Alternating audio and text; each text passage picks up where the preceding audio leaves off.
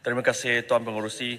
Saya turut bahaskan bajet di peringkat Jawatan Kuasa Bawah Maksud Bekalan Pembangunan 64 Putiran 02-0000 Kementerian Pendidikan Tinggi. Saya akan memberi fokus kepada ucapan Nawin Mutusami, seorang graduan Universiti Teknikal Malaysia Melaka dan penerima anugerah pelajaran diraja, yang mana beliau membantah sistem kota kemasukan universiti dalam ucapannya. Saya berasa bangga kerana anak muda kita berani untuk menyampai pandangannya atas pentas convocation. Tuan Pengerusi, pelajar matrikulasi diberikan keutamaan untuk kursus-kursus popular di universiti awam menyebabkan persaingan sengit antara pelajar cemerlang SPM untuk penawaran matrikulasi.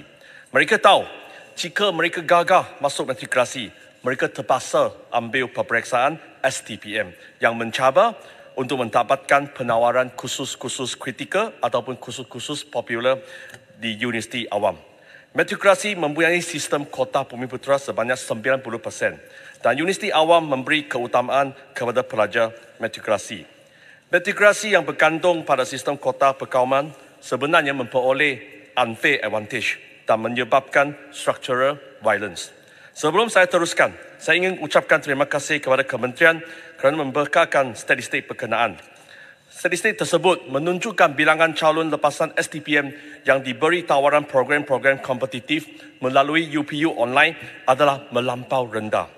Bagi pengetahuan Tuan Pengerusi, UPU online adalah sistem yang menyelaras proses kemasukan pelajar saluran awam ke IPTA dalam Malaysia. Bilangan tawaran kepada calon pelepasan STPM ke perubatan melalui UPU bagi sesi akademik 2021 adalah hanya 10 orang, iaitu 18.6%. 13 orang ataupun 14.4% pada sesi 2022 dan 16 orang saja ataupun 10.53% bagi 2023. Dan bagi program pergigian pula, tiada tawaran kepada lepasan STPM ke program pergigian pada sesi akademik 2021. Dan hanya terdapat seorang penawaran pada tahun 2022 dan 2023 pun juga seorang saja. Bagi program farmasi pula, terdapat 6 orang penawaran saja pada tahun 2021. 4 penawaran pada tahun 2022 dan 10 orang penawaran pada tahun 2023. Sekiranya angka ini benar, data ini telah membuktikan bahawa pelajar cemerlang STPM tetap dipinggirkan oleh sistem UPU ini. Dalam kata lain, jika seorang lepasan SPM yang mencemerlang tidak dapat masuk ke matrikulasi, maka peluang dia masuk ke kursus-kursus kompetitif, terutamanya universiti utama seperti UM, UPM, UKM, USM dan UTM, tetap nipis jika berbanding dengan pelajar matrikulasi. Saya ingin menyampaikan simpati yang mendalam terhadap pengalaman rakan Nawin. Kemungkinan beliau juga tahu, sekiranya dia tidak dapat masuk ke matrikulasi, maka chance masuk ke kursus atau universiti pilihan beliau tidak akan direalisasikan. Dengan hanya 10% tempat untuk pelajar Pukan Bumiputera dalam matrikulasi, seorang pelajar cemerlang SPM Pukan Bumiputera dalam bidang sains, jika tidak berjaya masuk matrikulasi, akan terpaksa ambil STPM. Ini merupakan cabaran pertama. Walaupun berjaya dalam STPM, dapat 4 flat, mereka kemudiannya perlu bersaing dengan sengit dengan pelajar matrikulasi semasa proses kemasukan universiti yang membentuk cabaran yang kedua. Akibatnya, pelajar Pukan Bumiputera dari saluran STPM menghadapi penindasan berganda dalam perjalanan mereka untuk masuk ke universiti. Mohon celah. Sila. Saya tertarik dengan ucapan Rauk di mana majoriti bukan Bumiputera masuk ke dalam STPM sebab tidak dapat peluang untuk masuk dalam matrikulasi. Dan dengan statistik yang Rauk bagi tahu tadi menunjukkan kurang daripada 10% untuk pergigian dan juga farmasi.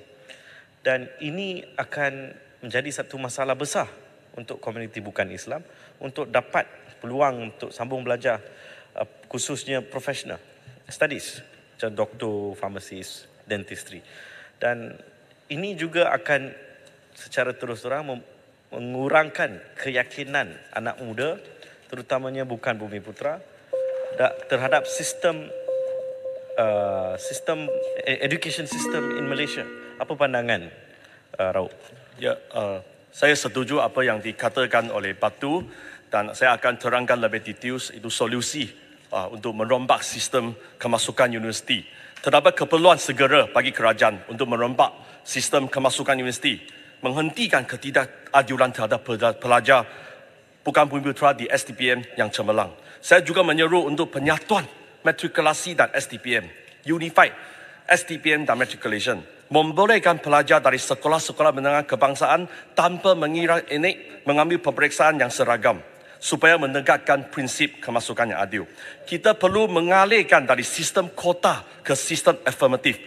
Kerajaan seharusnya mengambil pendekatan need-based dan bukan race-based, mengagihkan 20% tempat untuk pelajar dari latar belakang keluarga yang kurang berkemampuan tanpa mengira bangsa dan agama.